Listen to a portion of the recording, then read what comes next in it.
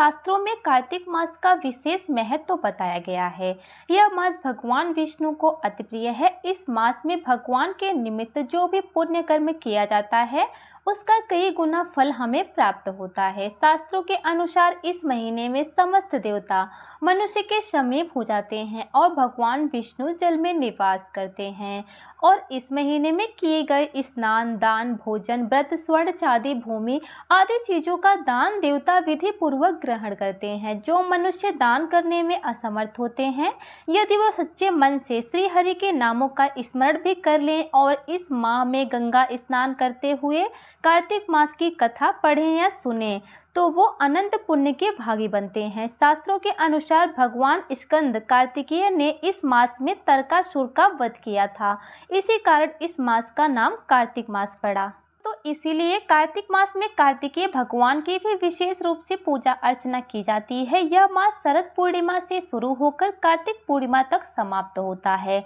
ज्यादातर भक्तजन शरद पूर्णिमा से कार्तिक पूर्णिमा तक स्नान, दान, जप, तप, व्रत आदि क्रियाएं करते हैं तथा कार्तिक महात्म्य का एक अध्याय रोज पढ़ते या सुनते हैं। दोस्तों, कार्तिक महात्म्य के अनुसार कार्तिक व्रत के 5 मुख्य नियम माने गए हैं।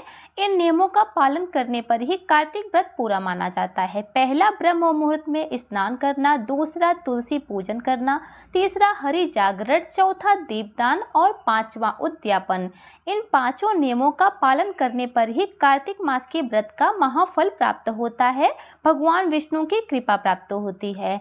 पहला, प्रातः स्नान यानी कि ब्रह्म मुहूर्त में जब तारे निकले होते हैं यानी कि 4 बजे के आसपास उठकर शौच आदि कर्मों से निवृत्त होकर यदि संभव हो तो तीर्थ अथवा किसी पवित्र नदी में स्नान करना चाहिए। अगर संभव ना हो तो आप नहाने के पानी में थोड़ा गंगा जल मिलाकर गंगा का भाव करके स्नान करें। हो सके तो साबुन का प्रयोग ना करें। कार्तिक मास में ठंडे पानी से नहाने का विधान माना गया है। एक तांबे या मिट्टी के पात्र में जल भरकर रख दिया जाता है छत के ऊपर और अगले दिन उसी से स्नान किया जाता है।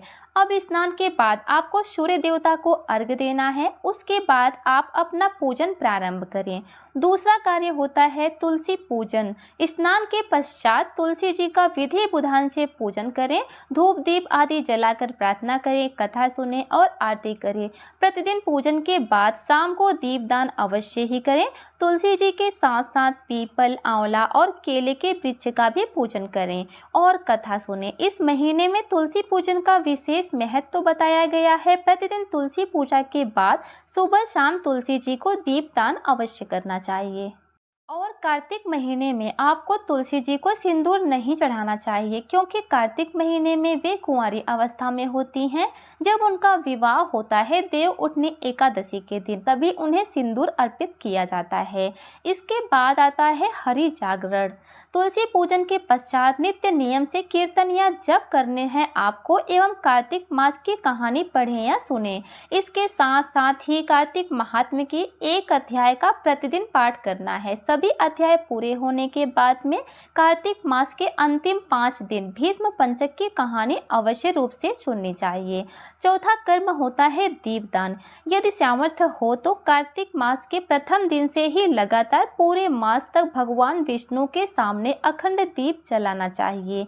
अगर सामर्थ्य ना हो तो घी या तेल का दीपक सुबह शाम में जला सकते हैं। कार्तिक मास में सबसे प्रमुख कार्य दीपदान करना बताया गया है। ऐसा करने से घर में सुख समृद्धि आती है। कार्तिक महात्म्य के अनुसार भगवान विष्णु ने कुबेर से कहा है कि जो भक्त कार्तिक मास में मेरा पूजन और दीपदान करेंगे उसे कभी भी धन की कमी नहीं होगी। दोस्तों, 5वां कर्म होता है उद्यापन। इसका समापन विशेष रूप से तुलसी विवाह के साथ होता है। व्रत के अंत में धर्मराज जी व उनकी बहन यमुना जी के पूजन अवश्य ही करना चाहिए।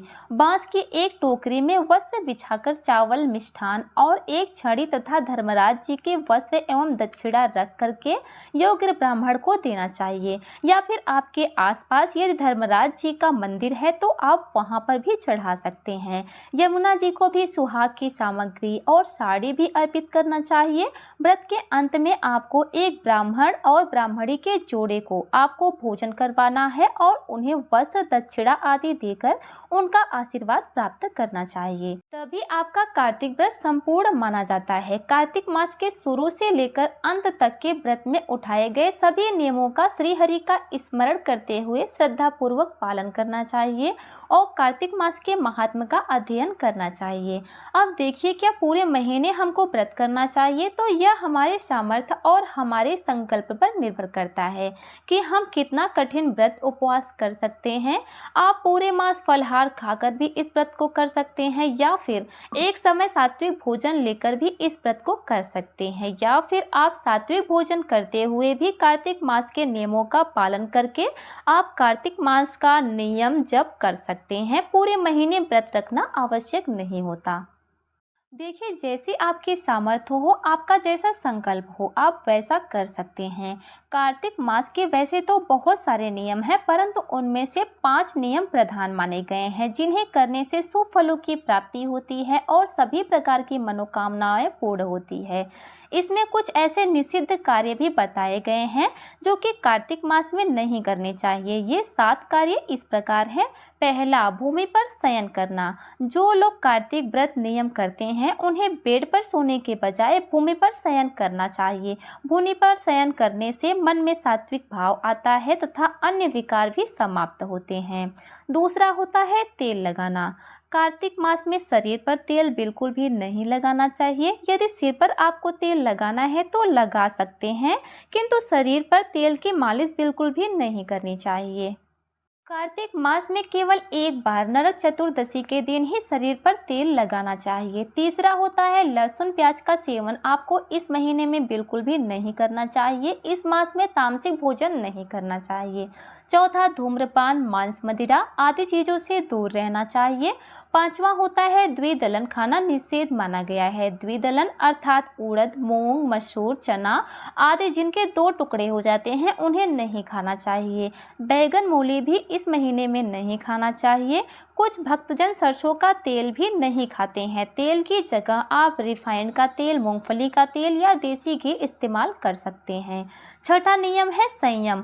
कार्तिक मास का व्रत करने वाले को तपस्वियों की तरह व्यवहार करना चाहिए। निंदा, छल कपट आदि चीज़ों से दूर रहना चाहिए। सातवां होता है ब्रह्मचर्य का पालन करना। कार्तिक मास का व्रत करने वाले मनुष्य को पूर्ण रूप से ब्रह्मचर्य का पालन अवश्य ही करना चाहिए। ऐसा नहीं करने पे दोष लगता है और हमारा व्रत भी खंडित माना जाता है।